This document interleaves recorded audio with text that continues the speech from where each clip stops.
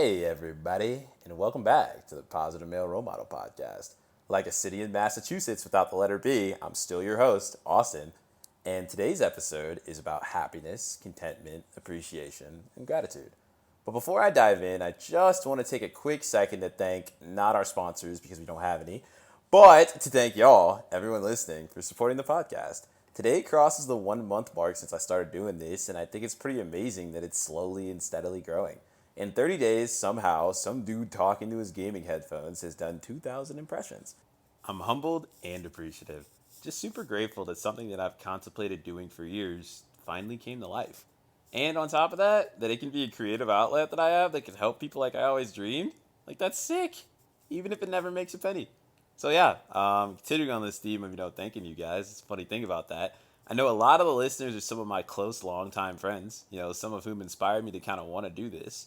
And a lot of the reasons why they inspired me to want to do this is because a lot of these topics are things I've recorded an audio message for to talk to them about over the years. And they were basically just like, dude, come on, man. Like, this is a podcast. You should just start a podcast. So, to all of those people, truly my deepest of thanks. And I'm so excited to continue to see the follower count on Spotify and the view count increase over time. Caveman brain dopamine receptors go every time I see people subscribe and you rate the podcast like 5 stars. Anyway, so back to today's topic, happiness. So many of us are searching for happiness, but have wildly different subjective interpretations of what that means. A lot of the cultures in the world that report to have the happiest people in the world see happiness as being about contentment. More than they see it as euphoria, something like, wow, life is absolutely amazing. I feel like I'm constantly on cloud nine.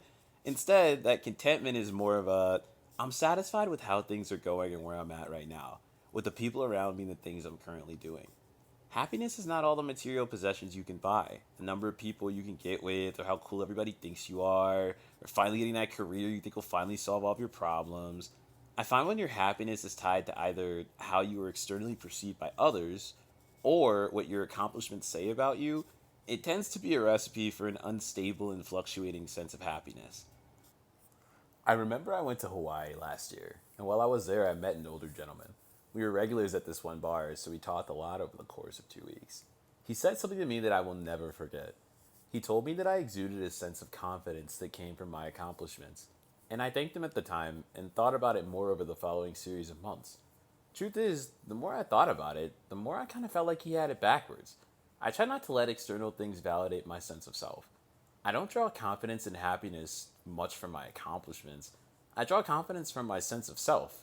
That confidence naturally results in accomplishment, which is kind of how you feel when you are confident.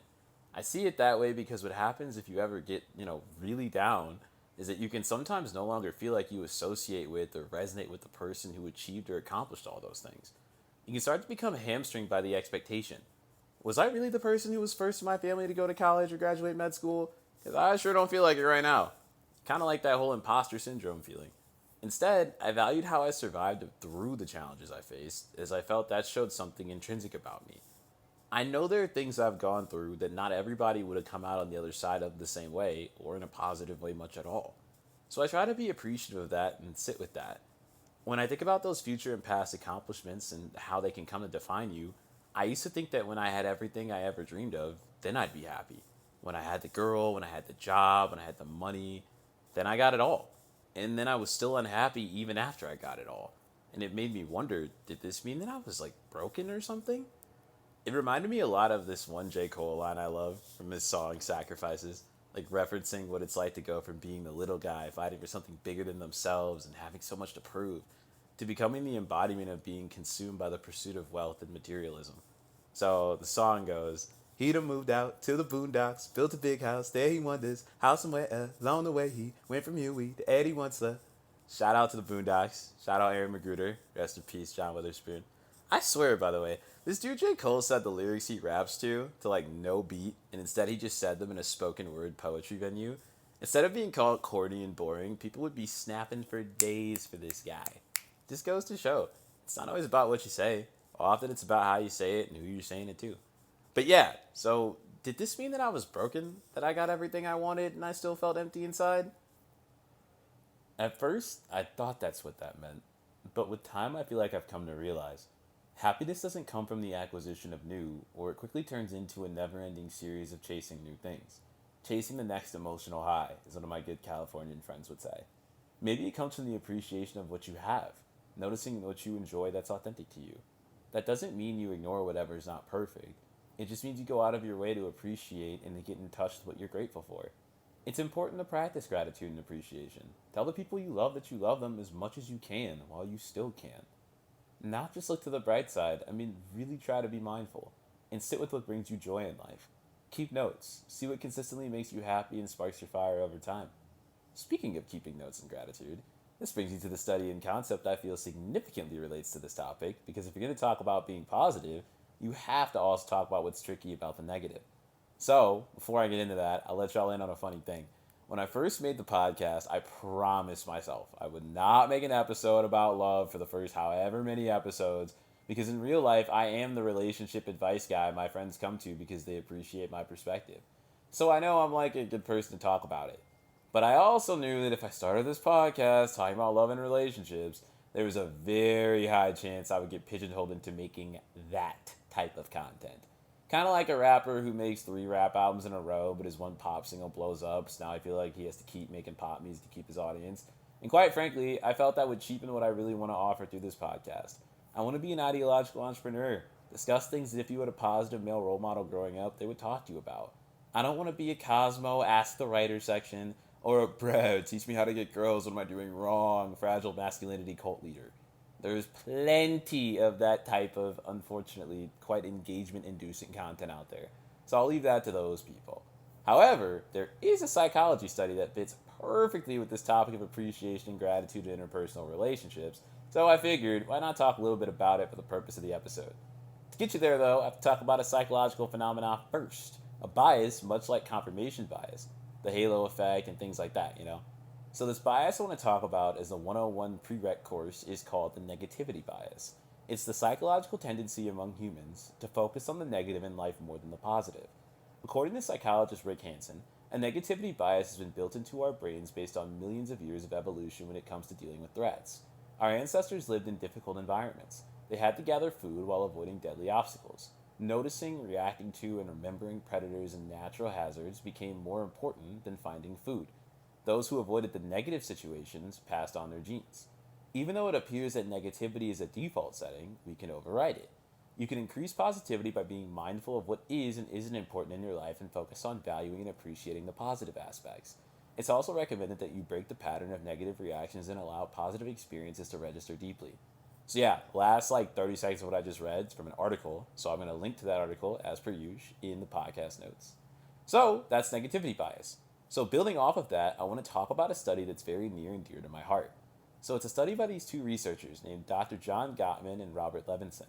2 researchers who've done a lot of work on studying interpersonal relationships over the years.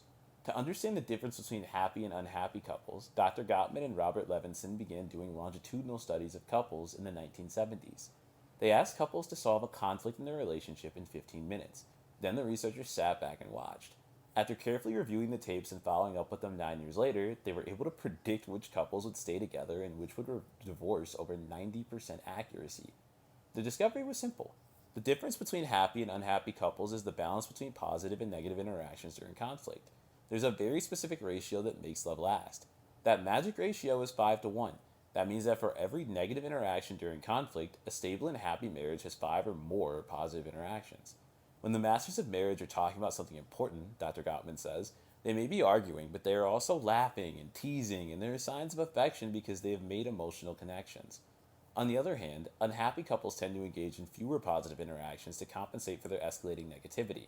If the positive to negative ratio during conflict is 1-1 or less, that's unhealthy and indicates a couple teetering on the edge of divorce. So, another article, once again describing all that, throwing that in the podcast notes below. So, you're probably wondering, how did this become salient to me? Well, it kind of starts with me and my dad.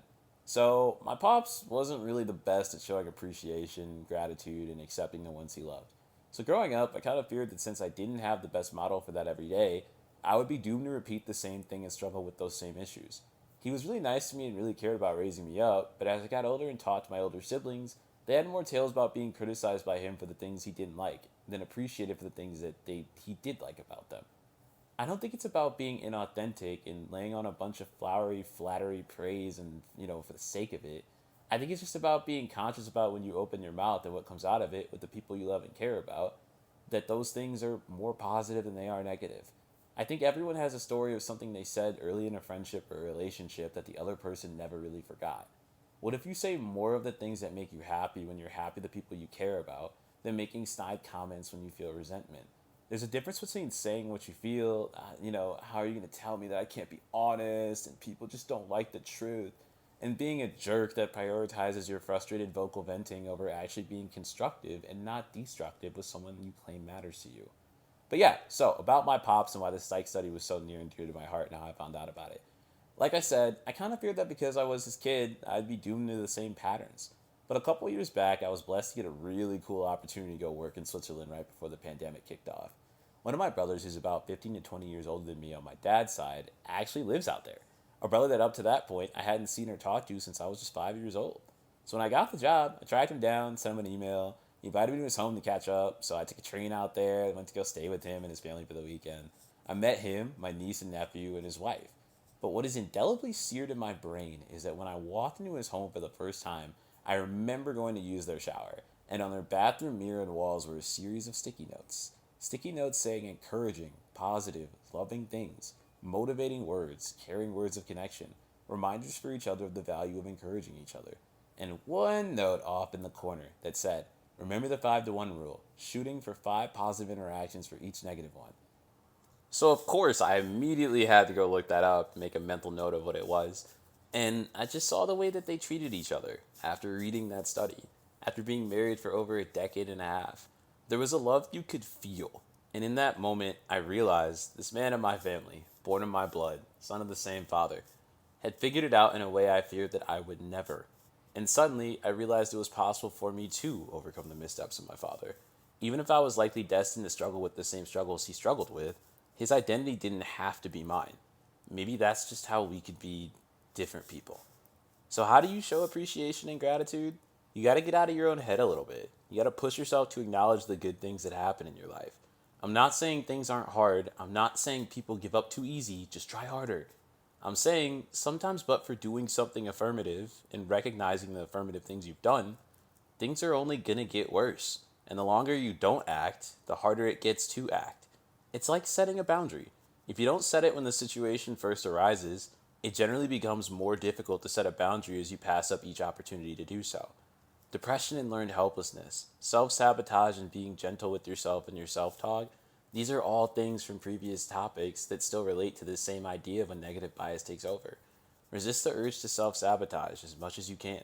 Resist the urge to sit in your pride when you know you're wrong and you're talking to someone you care about and you kind of want to just vent and say something as much as you can.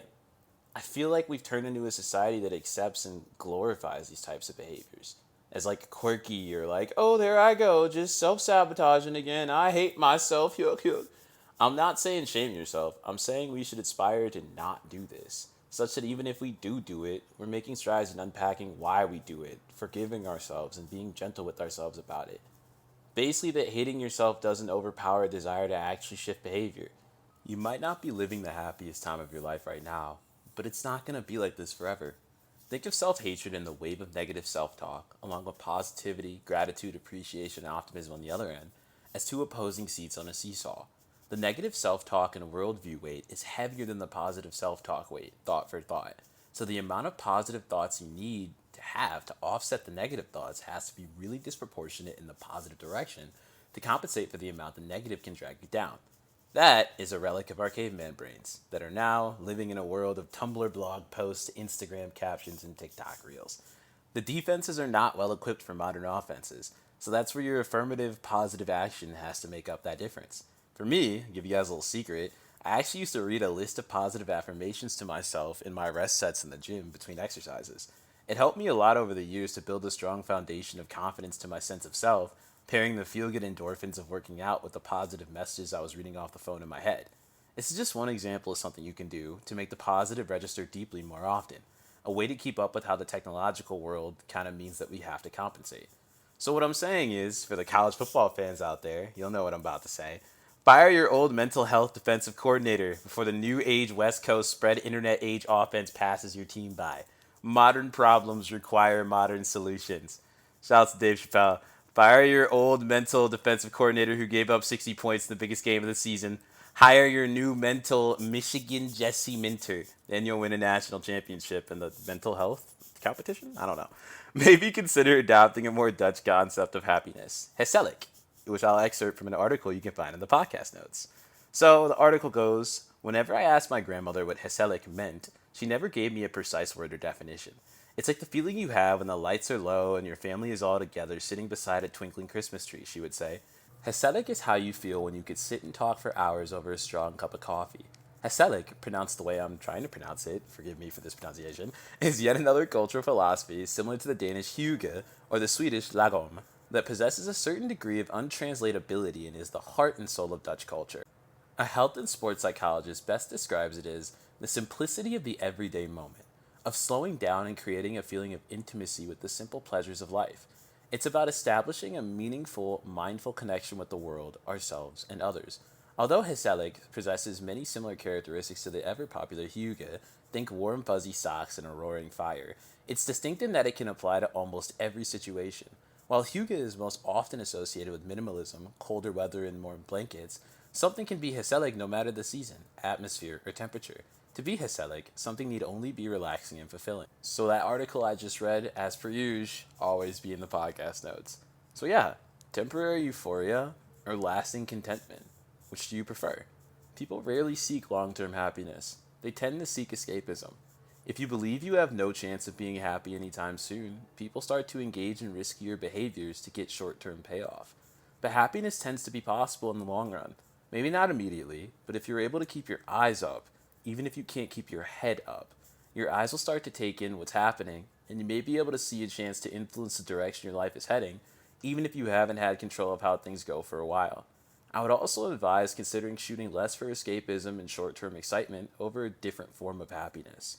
Looking for that contentment in relationships, money, jobs, it's more likely to be lasting if you can see the little things in all of this and where you stand right now that are reasons to celebrate or just generally be happy. We don't look for contentment that much as a society anymore. Stable, longer lasting positive feelings. More of an appreciation and gratitude for the life you live and working to make it better every day. The highs are not euphoria, but it's a really high level of contentment. The Y value may not on its face look the same, but ultimately speaking, the quality of the feeling is different, along with the duration. So that's today's episode. Thank y'all so much for sticking around, being here, listening as per usual. Super excited for the next episode. It's going to be our 5th. Crazy. Mom and Dad, it's not a phase. Looks like I'm on a roll. So yeah, can't wait to see you guys soon. And it's hard to say goodbye, but can't wait to say hello again. Peace.